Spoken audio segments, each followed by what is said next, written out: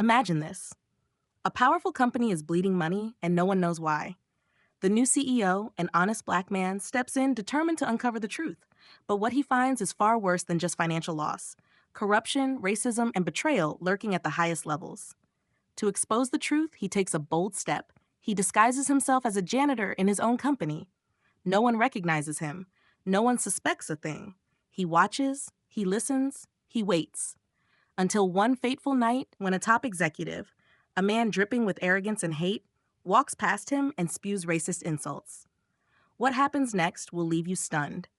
The CEO has no choice but to reveal his true identity and deliver a lesson they will never forget. This is a story of justice, power, and the unstoppable force of truth. Stay until the end because the final twist will blow your mind.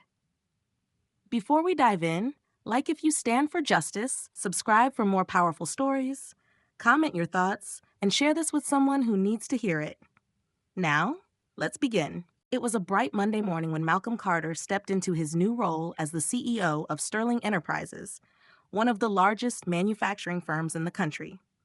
He had worked his way up through sheer hard work, intelligence, and unwavering honesty. But there was a problem. Something wasn't right in the company's finances. The numbers didn't add up. Profits were lower than expected, and losses were being hidden in confusing reports. Determined to find the truth, Malcolm spent weeks analyzing records, asking questions, and observing his employees.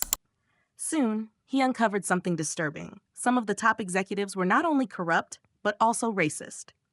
They manipulated finances for personal gain, covered up their wrongdoings, and created a toxic environment where employees of color were mistreated and undervalued. But Malcolm knew that confronting them directly wouldn't work. He needed proof. He needed to see their true nature with his own eyes.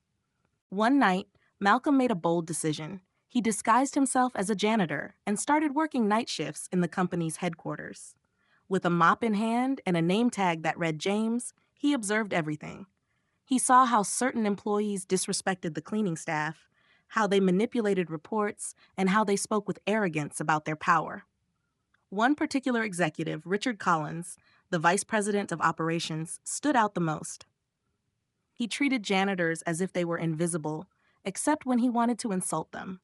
One evening, as Malcolm was mopping the hallway near the executive offices, Richard Collins passed by. He sneered at Malcolm, then suddenly stopped and said loudly, "Look at you. Pathetic. You people come here, take jobs, and think you belong. Go back to your country. This is America, not some jungle." Silence filled the hallway. A few employees nearby gasped but said nothing. Malcolm tightened his grip on the mop. His heart pounded. This was it. He had seen enough. Slowly, he straightened his posture, took off his cap, and looked Richard in the eye. "Interesting," Malcolm said in a calm yet powerful voice. "You say this is America, a country built on hard work and opportunity, a country where honesty and integrity should matter. But tell me, Richard, what have you built? Lies? Corruption? Hatred?" Richard blinked in confusion. The janitor sounded too confident, too educated, too familiar. Then Malcolm took another step forward. "Let me introduce myself. My name is Malcolm Carter, the CEO of this company." Richard's face turned pale. The hallway fell dead silent. The employees who had ignored the insults now stared in shock. Malcolm continued, his voice steady yet filled with intensity. "You judged me by the color of my skin. You insulted me because you thought I was beneath you. But let me tell you something. Integrity has no color. And in this company, dishonesty and racism will not be tolerated." Richard stammered, "I didn't mean." But Malcolm held up a hand. "I have seen enough. The lies, the corruption, the mistreatment of employees. And as of today, you're fired. Not just for your words, but for everything I've uncovered." Gasps echoed through the hallway. Security was called. Richard Collins was escorted out of the building, humiliated and powerless. Malcolm didn't stop there. Over the next few weeks, he cleaned house. Every dishonest executive was investigated, and justice was served. Employees who had been mistreated found a new sense of respect and dignity. The company introduced policies that promoted equality, integrity, and fairness. In a meeting with all employees, Malcolm stood tall and said, "This company will no longer be run by fear, corruption, or discrimination. We rise together or we fall apart, and I choose to rise." The room erupted in applause.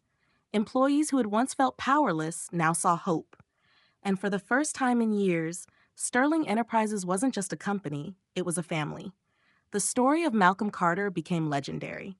He proved that honesty, courage, and integrity always win, that a leader is not defined by power but by character, and that no matter how hard the journey, doing what is right will always lead to victory. And as for Richard Collins, he never found another position of power again. His downfall became a lesson for all that racism and dishonesty have no place in a world that is moving forward. And that's the power of truth. Malcolm Carter proved that integrity and justice will always triumph over corruption and hate. His story is a reminder that real leaders don't just hold power, they use it to make a difference. What would you have done in his place? Drop your thoughts in the comments. If this story inspired you, make sure to like, subscribe, and share to keep these stories alive. More powerful stories are on the way, so stay tuned, and I'll see you in the next one.